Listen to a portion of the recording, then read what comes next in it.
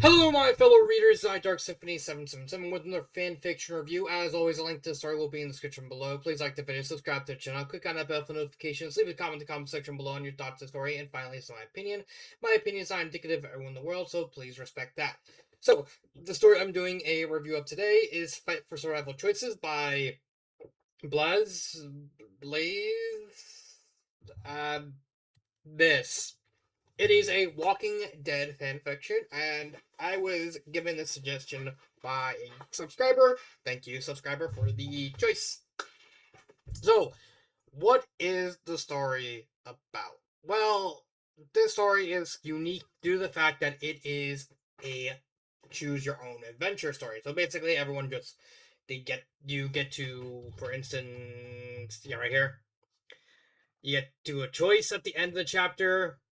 Get A, B. There's certain chapters have more, certain, but most of the time you're only gonna get like two choices, and then people comment and vote for whichever choice gets chosen, and then the story goes from there. It's I did a story like this long ago,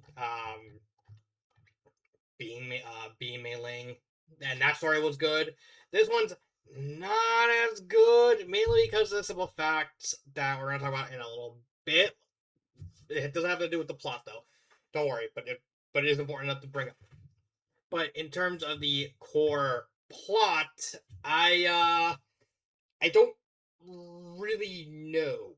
That's on the actual plot, but this is more of a sort of reinterpretation, novelization. I'm leaning towards more towards reinterpretation of the Telltale's Walking Dead video game, which is like a very popular game from Telltale. I have heard of Walking Dead, and I do know of Telltale's Walking Dead. So I have heard of it. I don't know much about the events of the game.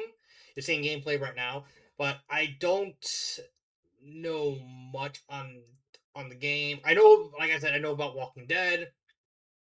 I know for a fact that, well, I know there's Walking Dead was like insanely popular. I know there was like an actual season that they had where they're in a prison, if I remember right. There's like an entire season of the show that where they were like in a prison and stuff like that. But when it comes down to this specific story, this stars two people, Lee Everett and Victor Caulfield. And I know Lee Everett's technically the main character of Telltale's Walking Dead.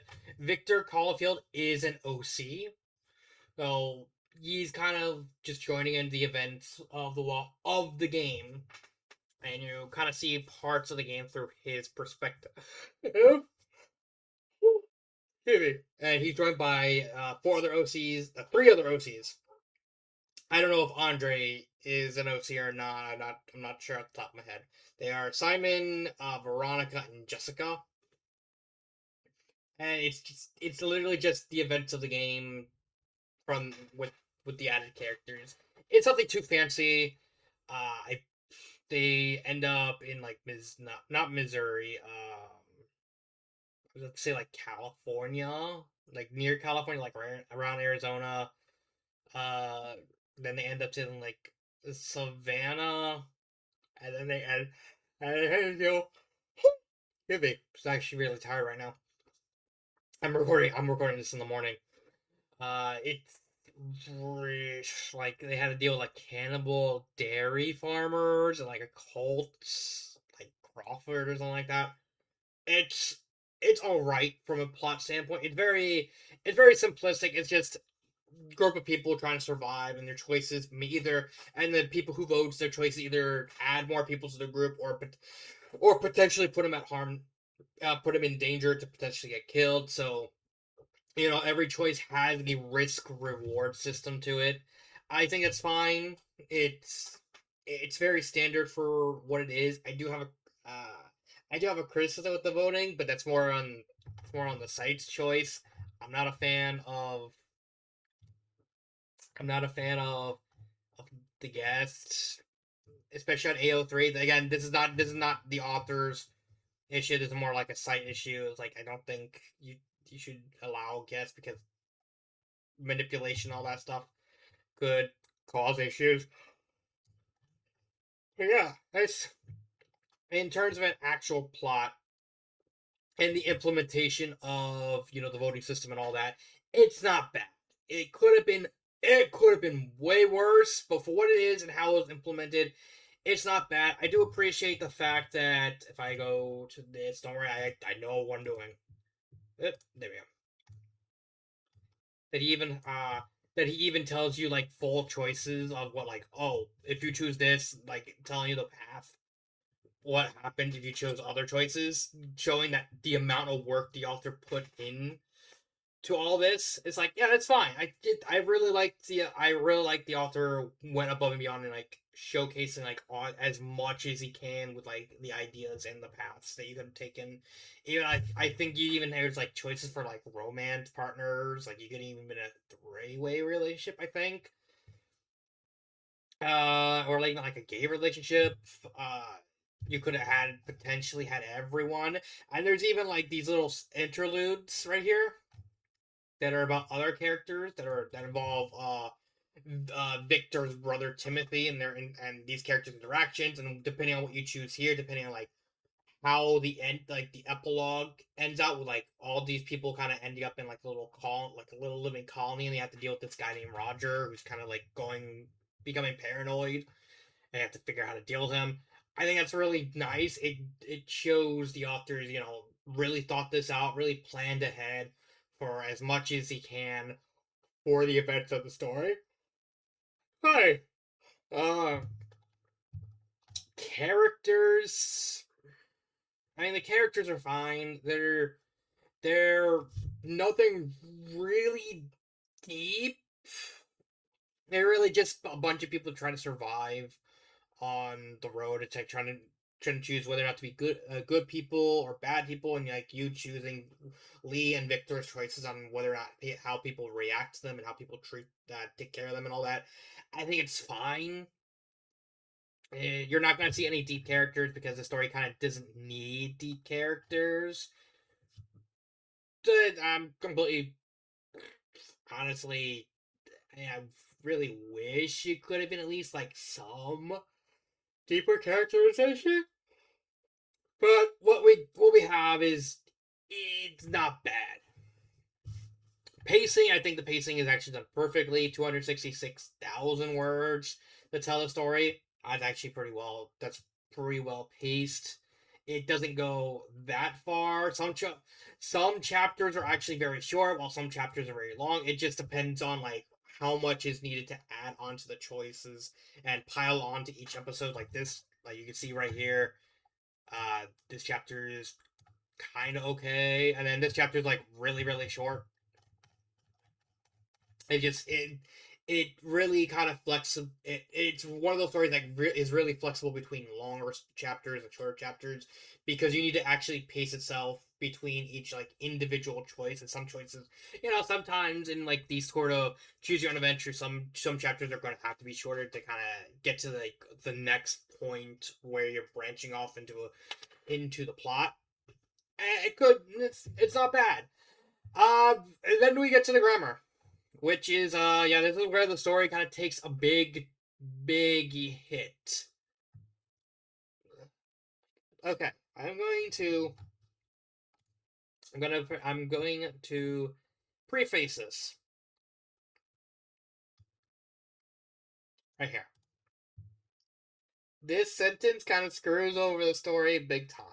Now, before you get upset or anything else like that, I'm not blaming the author for this because it is completely understandable the author would want to write in English. Most fan fictions on fanfiction sites, on the popular fanfiction sites, are in English. Most of the people who read these stories happen to know English.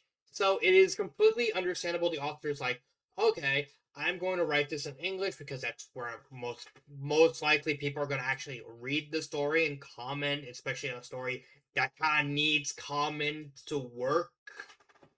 I understand where he's kind of coming from because like let's do an example. Here is the Mario the fanfiction set of Mario. If we just do everything, we get about 10,000, at least 10.4 thousand stories. and this is just nothing. So if we change it to like the most common language besides English, which would be Spanish, you get 131 stories, and in English you get 10,001K. So this being in English, despite the fact the author not knowing that much English, I don't have an issue with that because the author again essentially wants the story to go off and he needs engagement for the story to work. The issue I have with this story is very clearly the author is using machine translations. You can probably can't see it much here, but as the story goes on, as you get through the story, you notice that there's a lot of weird writing decisions, like a writing decision that doesn't really make sense unless you're directly translating it from like Google Translate or something like that. And that has to do with a lot of the dialogue. A lot of the dialogue in this story is very stiff. It's very manufactured. It's very artificial. It doesn't really work and it doesn't flow right. Again, that wouldn't be fine if not for the fact that it's very obvious that the author is using a translator. Now, with this, I can't blame the author for this much either, because translators, of course, tend to mistranslate certain languages. Certain languages are very hard to learn. I tried learning Spanish in like my one semester of college. It failed, and I couldn't figure anything out about it because of like how everything is functioned. That's natural. I don't expect the author to kind of instantly know everything about English, like even learning not his first language, and thus it's going to rely on translator. And it's not even his fault that the translator might mess stuff up. Even today in like 2026, translators can still get translations wrong, especially on like with words that like can be translated like many different ways. Like I know like Spanish has like s, and that translates like 20 something different English words. So it's like very difficult for even translators to kind of figure out what specifically to translate each as. So you're gonna get a lot of mistakes. So I completely understand that the author probably didn't catch any of that. I still have to call it out because it is worth bringing up, and it is also worth at least letting people know it's like, hey, if you're coming into the story, you're not going to get a very you're not going to get a very good translation of the story because of all the stiffness when you read through the whole thing. It's going to be very clunky at times. Uh, it's something I can at least understand why the author was doing what he was doing. It's just it's one of those situations where it's like out of his hands. Like, okay, what are you supposed to do? I don't know, nothing. Uh, would I recommend this story? Yeah, I guess you can recommend the story if you're a big fan. If you're a fan of Walking Dead, yeah, you could be worse. There could be just way worse stories out there. And again, for like a create your own adventure style story, it's not bad. You could do way worse than this. I've read bad, very bad create your own adventure stories. This is not. This is just like average. Like one of the worst thing with the story is just the fact of like there's just really clunky translation issues. You did all right. Uh, do I have a favorite parts? No, not really. I mean, the whole thing with the say the dairy farmers, maybe like them turning out to be cannibals. Maybe that'd probably be the closest, but I wouldn't say anything bad about it. Would I change anything? Honestly, if the author comes back to this, I think the simplest thing the author should have done when it came to this specific story is just writing your home language. Sure, you may not have gotten like as many people reading it, but even if you're doing that, you could at least use writing the story in your own language as like a framework for when you do inevitably transport uh not transport translate it, because sometimes you need to write everything out in your language in order to properly translate, in order to help you better translate something. So if I'm writing something in Spanish, it make much more sense if I write the full thing of what I'm writing in English and then slowly piece together and try and translate that. And I think that's what the author didn't do here. He just kind of he just kind of wrote everything full in English without any leeway to kind of help him out. So that's really all I would suggest. But that would require him like rewriting this whole story, writing in whatever language it is. It doesn't have to be, if it's not Spanish, it could be German, French, Russian, whatever, and then slowly piece everything into English through translation, either through like you learn better English skills, or you lose the machine. Regardless, but that's really, but in terms of the actual story itself, there's nothing I would really change outside of, again, the translation issues. So yeah, that is all I really can say about Fight for Survival. I will see you next time. This has been Dark Symphony 777, and